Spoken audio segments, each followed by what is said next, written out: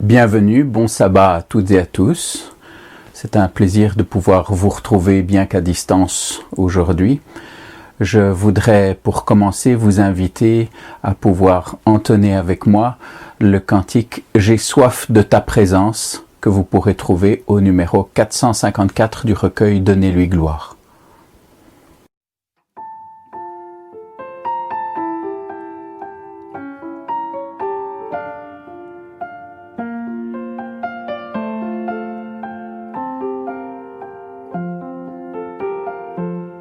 J'ai soif de ta présence, divin chef de ma foi, dans ma faiblesse immense, que ferais-je sans toi? Chaque jour, à chaque heure, oh j'ai besoin de toi. Viens Jésus et demeure auprès de moi. Chaque jour, à chaque heure, oh j'ai besoin de toi. Viens Jésus et demeure auprès de moi. Pendant les jours d'orage, d'obscurité, de froid, quand faiblit mon courage, que ferais-je sans toi? Chaque jour, à chaque heure, oh j'ai besoin de toi. Viens Jésus et demeure auprès de moi. Chaque jour, à chaque heure, oh j'ai besoin de toi. Viens Jésus et demeure auprès de moi. Oh Jésus, ta présence, c'est la vie et la paix dans la souffrance et la vie à jamais. Chaque jour, à chaque heure, oh j'ai besoin de toi. Viens Jésus et demeure auprès de moi. Chaque jour, à chaque heure, oh j'ai besoin de toi. Viens Jésus et demeure auprès de moi.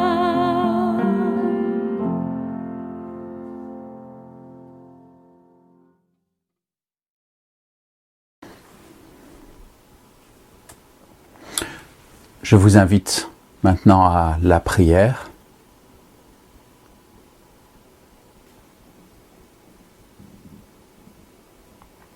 Père éternel, c'est une joie pour nous en ce sabbat de pouvoir aussi être présents devant toi. Heureux, heureux parce que nous savons quel Père extraordinaire tu es. Heureux parce que tu nous as fixé un temps de rendez-vous. Et nous sommes là.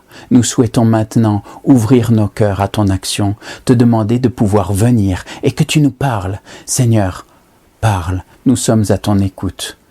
Fais-toi aussi connaître à nous.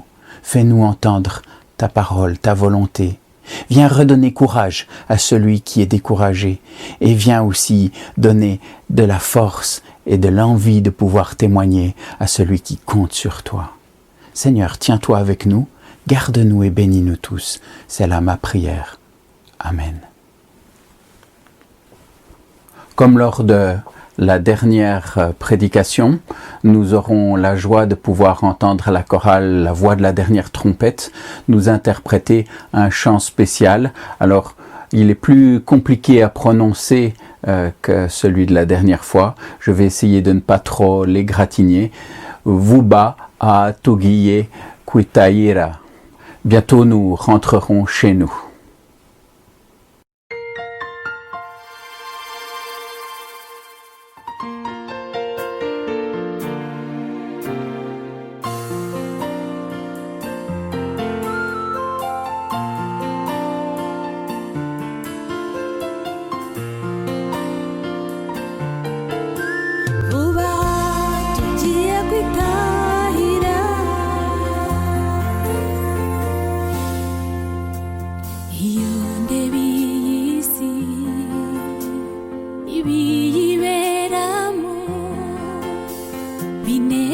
gukumburi wacu mw'ijuru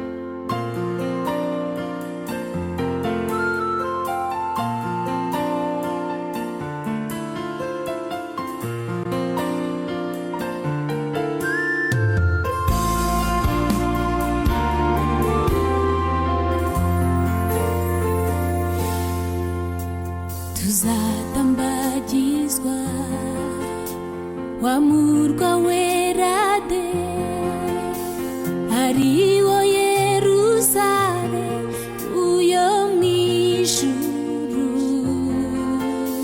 tuzawuturamo tutikanga ikibi kuko Yesu bwazaza aturane natwe Imana Data izajya itumurikira ninde utakwifuza kubayo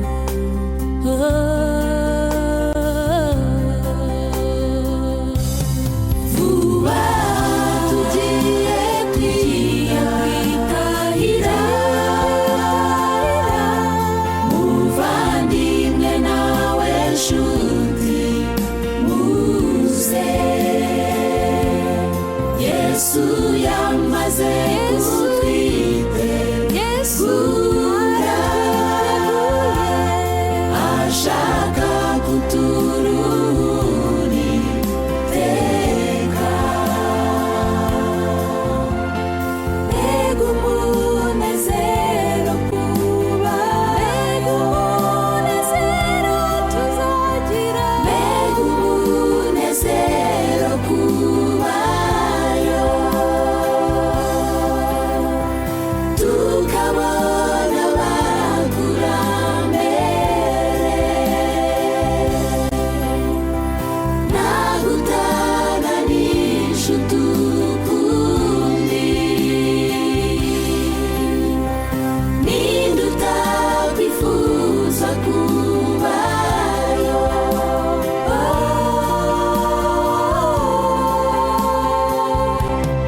vuba tugiye kwitahira muvandimwe nawe nshuti muze Yesu yamaze kutwitegura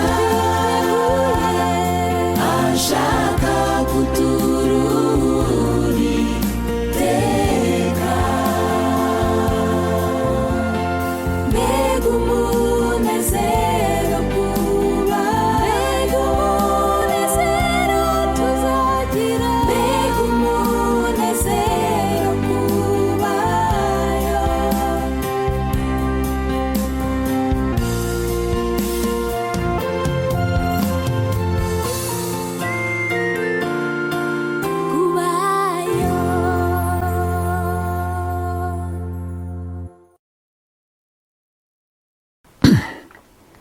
Oui, comme le chant vient de l'exprimer, eh bien nous souhaiterions être de retour au plus vite dans notre véritable demeure. C'est notre espérance, c'est notre attente et aussi, il faut le dire, pour l'instant, nous aspirons à pouvoir retrouver bien vite nos églises respectives. C'est vrai que les conditions actuelles ne nous permettent pas encore de pouvoir y retourner physiquement, mais en attendant, j'aimerais pouvoir vous inviter à la réflexion sur cette situation qui est encore notre situation actuelle. Et pour cela, je voudrais vous montrer quelques images tout d'abord.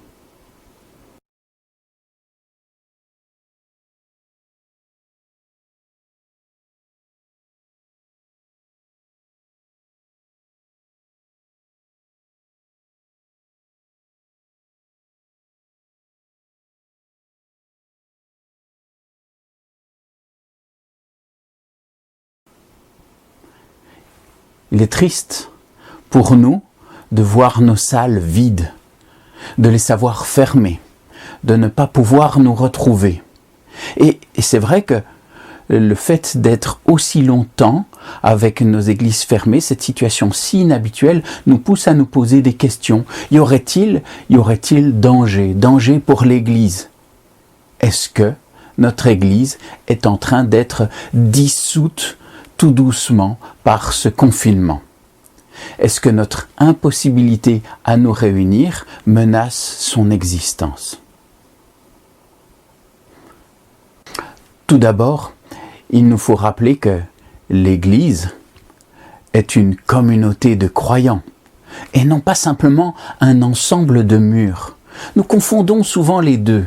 Nous avons tellement l'habitude de dire « Ah, on va à l'église », comme si effectivement l'église n'était que ce bâtiment, cette architecture, cet endroit où nous nous retrouvons pour louer. Et oui, il y a confusion. Le terme « église » nous vient du grec « ekklesia ». En grec ancien, ce terme désignait l'assemblée du peuple citoyen dans de nombreuses villes, notamment dans la ville d'Athènes. Par extension, c'est devenu, et pour nous tout particulièrement, c'est devenu le terme qui représente l'assemblée des croyants. L'Église, c'est bien plus que des murs, c'est plus qu'un lieu. Comme d'ailleurs nous le rappelle ce petit dessin de Guido que je partage avec plaisir avec vous. Un dessin qui nous montre que oui, effectivement, il y a peut-être parfois cette confusion, mais qu'il nous faut nous rappeler aussi que derrière cette appellation commune que nous utilisons pour le bâtiment et l'assemblée, eh bien, la réalité, celle qui est dépeinte par la Bible tout entière, eh bien, c'est cette communauté, cet ensemble de croyants. Rappelons également la manière dont nos propres croyances fondamentales la décrivent. L'Église est la communauté des croyants qui confessent Jésus-Christ comme Seigneur et Sauveur. C'est la première partie de la déclaration qui concerne l'Église. Et ensuite, on nous dit l'Église est la famille de Dieu, des gens qui sont adoptés par le Seigneur comme ses enfants. Ses membres vivent selon les dispositions de la Nouvelle Alliance. L'Église est le corps du Christ, une communauté de foi, dont il est lui-même la tête. Une communauté de croyants qui confessent Jésus-Christ comme Seigneur et Sauveur, ce qui se retrouve d'ailleurs dans la suite de la déclaration, puisqu'on dit qu'ils sont adoptés par le Seigneur comme ses enfants, et oui, grâce à ce que le Christ a accompli pour nous à la croix, mais aussi l'Église est le corps du Christ, une communauté de foi dont il est lui-même la tête, ce qui exprime aussi le fait que nous le reconnaissons comme Seigneur légitime de notre existence. L'Église dépasse donc les frontières de nos petites communautés locales, même d'une dénomination. Il ne s'agit pas ici d'une église au terme de église adventiste, église catholique, église protestante de ceci, tel ou tel courant. Non, ici, il s'agit de ce corps composé de toutes celles et tous ceux qui ont reçu le salut éternel grâce à ce que Jésus a accompli pour nous et qui le reconnaissent comme Seigneur. Alors, cette église globale, pourrait-elle être menacée par le confinement que nous vivons actuellement? Je ne doute pas que beaucoup se souviennent de la promesse de Jésus faite en Matthieu 18, au verset 20. Matthieu 18, verset 20, le texte dit « Car là où 2 ou 3 sont assemblés en mon nom, je suis au milieu d'eux. » Là où 2 ou 3 sont assemblés en mon nom, je suis au milieu d'eux. Mais alors qu'en est-il pour nous, maintenant, nous qui sommes dans l'incapacité de nous réunir physiquement? Est-ce que tout d'un coup, la présence du Seigneur parmi nous se trouverait aussi remise en question? Est-ce que ceux qui n'ont pas la chance de pouvoir être à plusieurs en ce moment, aussi en invoquant la présence du Seigneur, est-ce qu'ils se retrouveraient, eux, dépourvus de cette présence et de la promesse du Seigneur aussi de les accompagner? Si je me trouve seul, est-ce que la présence de Dieu n'est plus avec moi? Bon, je vous avoue que la question n'est pas des plus difficiles, et poser la question, c'est un peu y répondre. Il ne s'agit pas ici, dans le texte que nous venons de lire ensemble, d'évoquer une nécessité magique. À partir du moment où on est 2 ou 3, alors la présence de Dieu peut se manifester. Autrement, bien non, il ne se déplace pas. Non, ce n'est pas de ça qu'il s'agit. Il veut nous assurer sur le fait que même dans la plus petite de nos assemblées, nous ne devons pas douter, même si nous sommes peu nombreux, qu'il est bien là, qu'il est présent avec chacune et chacun d'entre nous, dans les plus petite réunion soit-elle. Et cela ne signifie absolument pas que ceux et celles qui sont isolés se retrouvent du même coup dépourvus de sa présence. Pour nous en persuader, il nous suffit de nous replonger à la fin de la première moitié du XVe siècle avant Jésus-Christ. Oui, je sais, ça fait quelques années en arrière. En tout cas, ça fait plus de 3470 années en arrière. Je vous invite à reprendre un passage qui nous est narré dans le livre de l'Exode, au chapitre 3. Au chapitre 3, nous retrouvons Moïse alors qu'il se trouve près de Horeb, un nom qui est souvent rattaché à une racine hébraïque qui peut signifier être perdu, être en ruine, être sec. Est-ce qu'il ne s'agit que d'une allusion au désert, vide, stérile dans lequel Moïse évoluait? Ou bien, est-ce que Moïse s'est aussi un peu perdu? Est-ce que sa vie, à quelque part, ne risquait pas de dessécher? Est-ce qu'il n'était pas aussi un peu en ruine, un peu perdu? Je ne sais pas, je ne peux pas aller plus loin. Je me pose simplement la question. Toujours est-il, quelle que soit la réponse, que Moïse n'est pas seul. Le texte le montre bien. Il va se retrouver, lui, en présence de l'Éternel. L'Éternel va se révéler personnellement à lui. Alors bien sûr, j'entends d'ici peut-être les objections qui seront formulées par l'un ou l'autre d'entre vous. Oui, bien sûr, mais c'était un endroit particulier, c'était dans un lieu saint. Mais aujourd'hui, près de cet endroit, là où Moïse se tenait, il n'y a pas de buisson ardent. Si l'on repasse maintenant au même endroit, il ne s'agira pas d'un lieu magique, ce n'est pas un endroit qui brille dans le noir, ce qui en fait un endroit saint. Ce n'est pas tant le lieu même que la présence de l'Éternel en ce moment-là auprès de Moïse.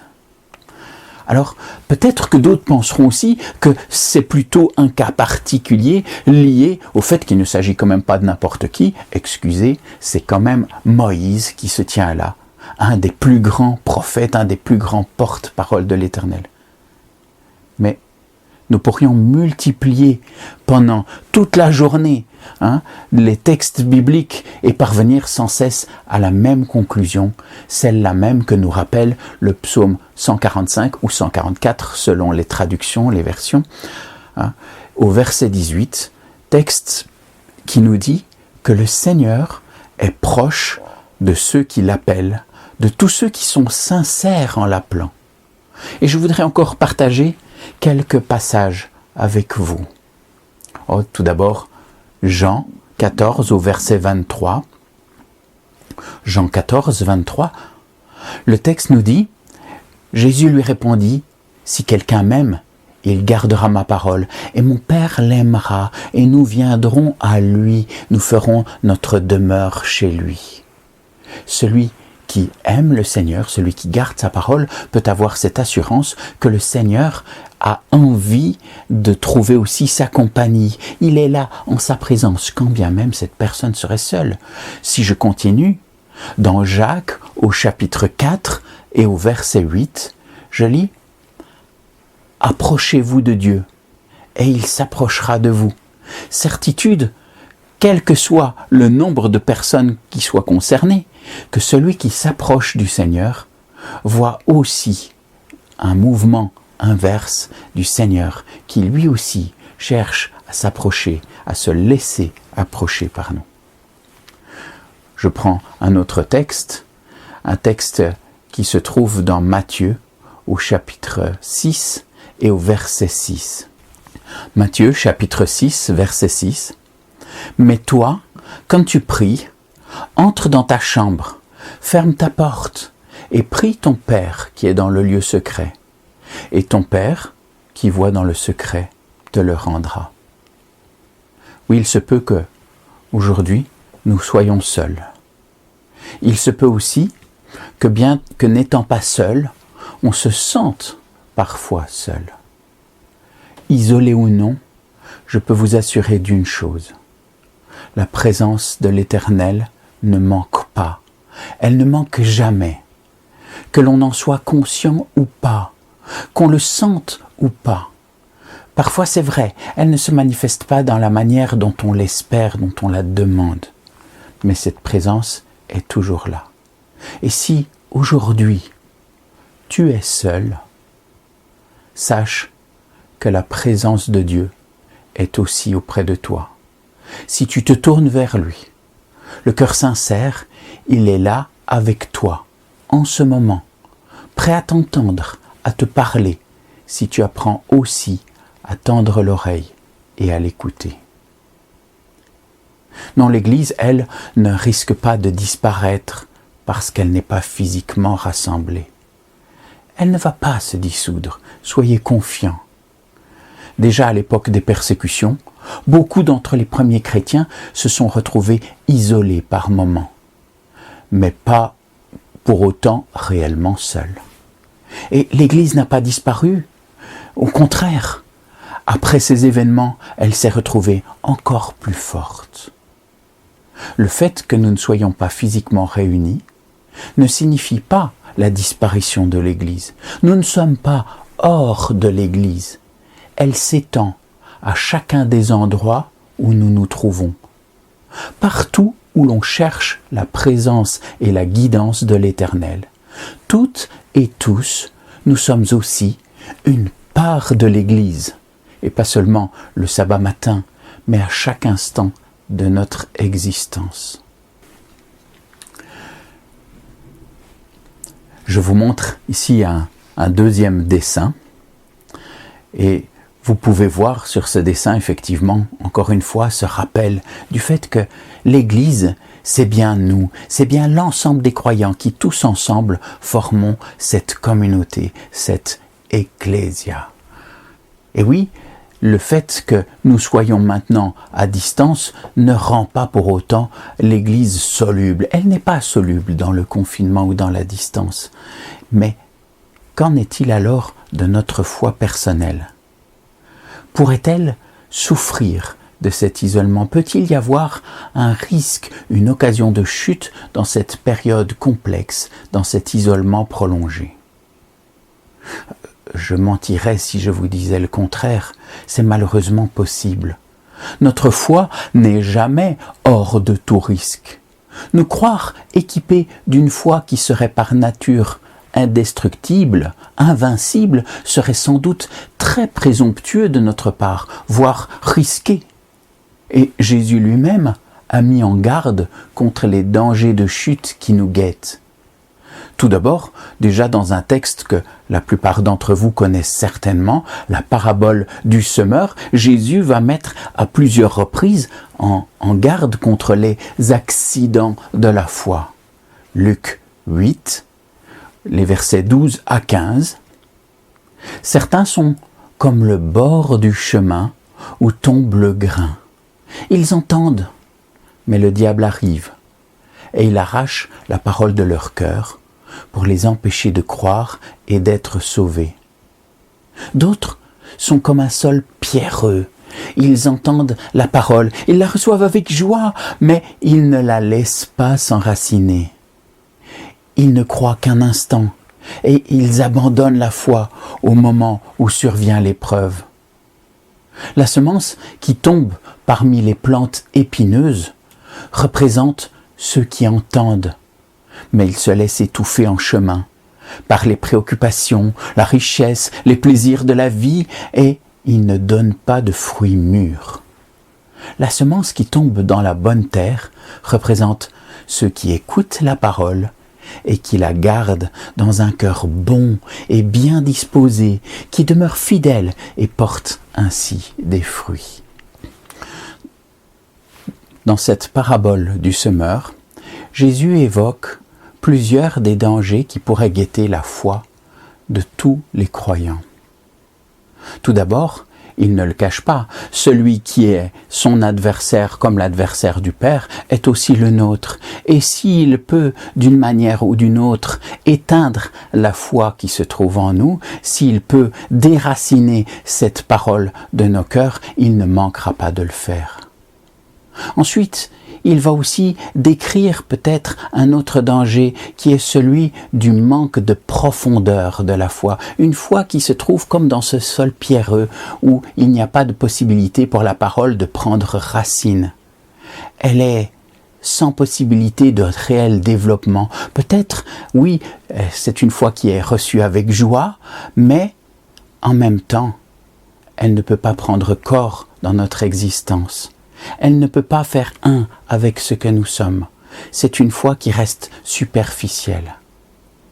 Au moment des difficultés, elle risque de ne pas tenir le coup. Ensuite, il y a cette foi qui est comme la foi qui tombe parmi des plantes épineuses. Oui, parce que des soucis peuvent survenir, des difficultés qui secouent notre foi.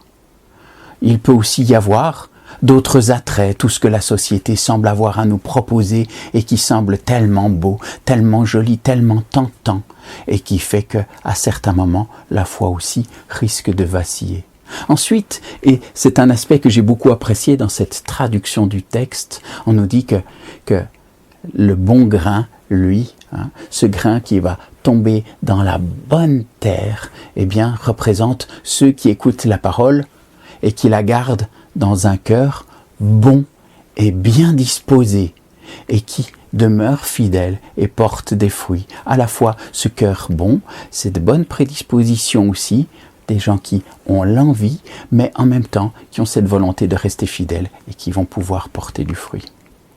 Toujours dans Luc, au chapitre 8 et au verset 32, Jésus va dire à Pierre qu'il a prié pour que sa foi ne défaille pas durant les épreuves qu'il aura bientôt à traverser.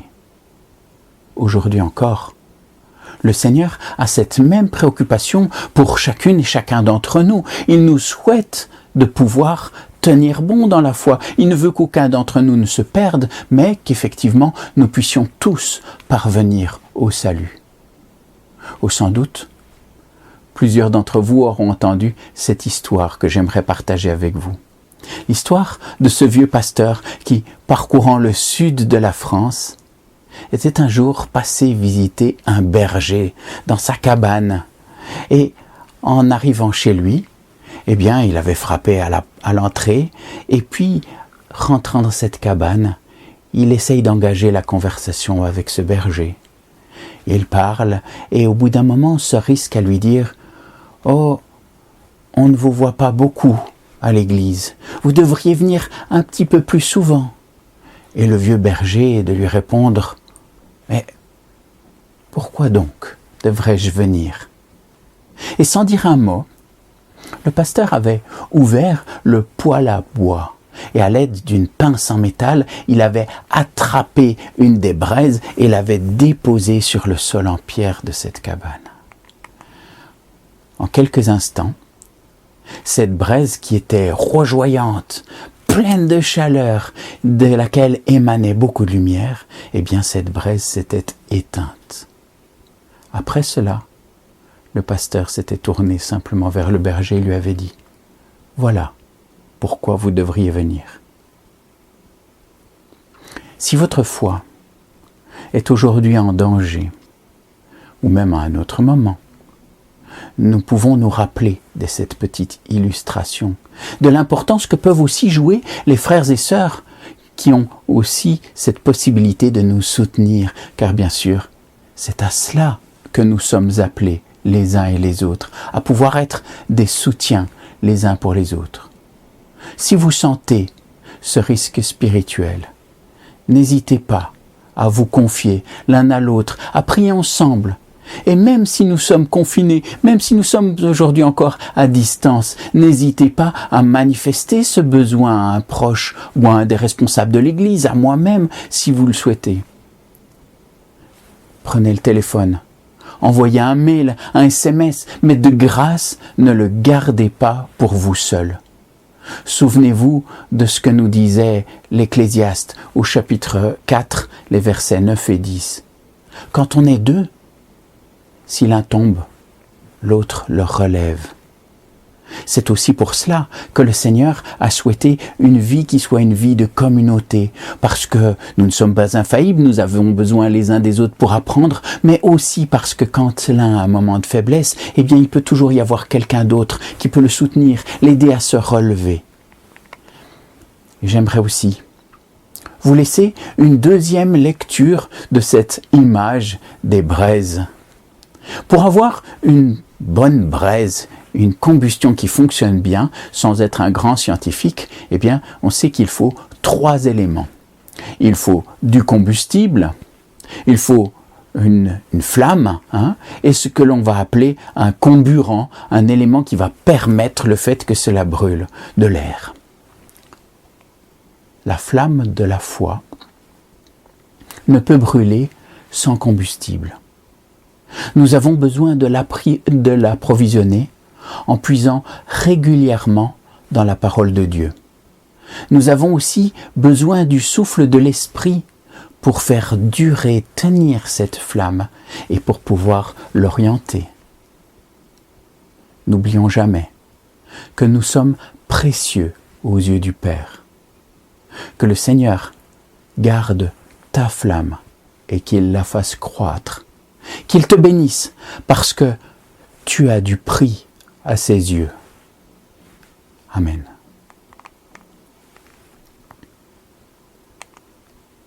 Pour poursuivre ce service, j'aimerais vous inviter à vous associer au chant qui se trouve dans le recueil J'aime au numéro 792.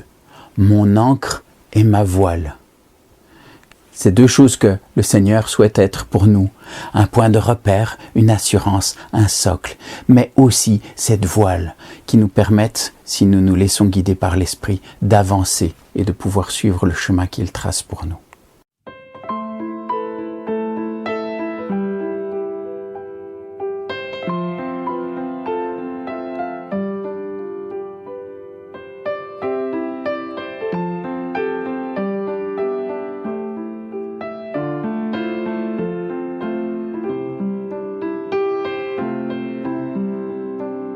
Dieu, tu es ma force, ma consolation, une lampe devant mes pas.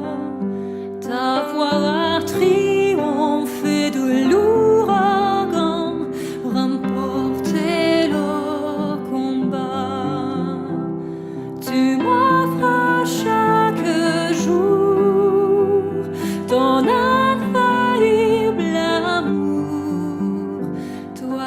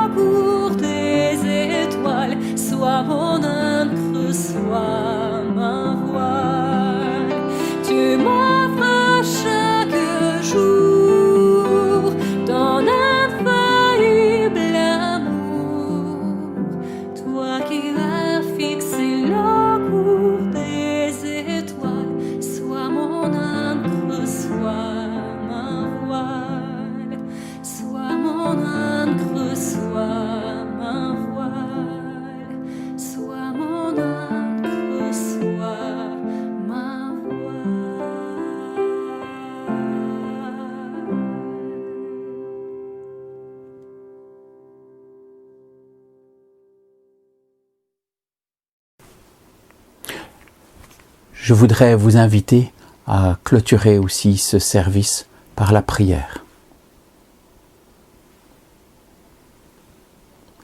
Seigneur, notre Dieu, notre Père, tu nous vois toutes et tous, dans nos foyers, dans divers lieux, c'est vrai bien éloignés physiquement les uns des autres, mais tous rassemblés devant toi en esprit. Seigneur, nous savons que ce moment est un moment difficile, que certains d'entre nous peut-être sont plus isolés que d'autres. Et je voudrais te demander que tu puisses mettre dans notre cœur cette volonté de soutien les uns pour les autres. Que nous puissions ne pas nous faire du souci pour l'Église en tant que telle, mais que nous puissions chacun d'entre nous veiller sur notre foi et faire en sorte que ce temps de confinement soit aussi un temps de ressourcement pour notre foi, un temps pour pouvoir renouveler, approfondir notre foi. Peut-être aussi un moment pour pouvoir découvrir de nouvelles possibilités pour faire rayonner cette Église différemment. Nous sommes confinés, mais nous avons aussi la possibilité de partager ce message, cette assurance, en utilisant les mêmes méthodes que celles que nous utilisons pour nous réunir. Seigneur, donne-nous l'audace de pouvoir partager, de pouvoir faire connaître ton amour à tous ceux qui nous entourent. Seigneur notre Père, reste avec chacune et chacun d'entre nous. Rends-nous sensibles à ceux qui traversent des situations plus délicates, plus difficiles, et que nous puissions être les uns pour les autres de véritables frères, de véritables sœurs, que nous puissions nous épauler et nous soutenir. C'est là ma prière pour chacun d'entre nous. Amen.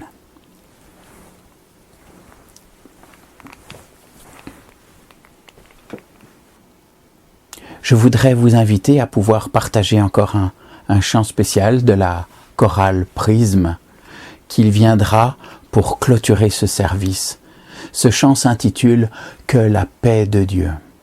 Et c'est aussi mon souhait pour vous qu'il puisse vous garder pendant encore toute la suite de cette journée de sabbat, qu'il puisse vous garder dans sa paix, qu'il puisse vous accompagner et que vous puissiez découvrir chacune et chacun d'entre vous sa présence au plus profond de votre existence. Que le Seigneur vous garde et que la paix de Dieu soit avec vous.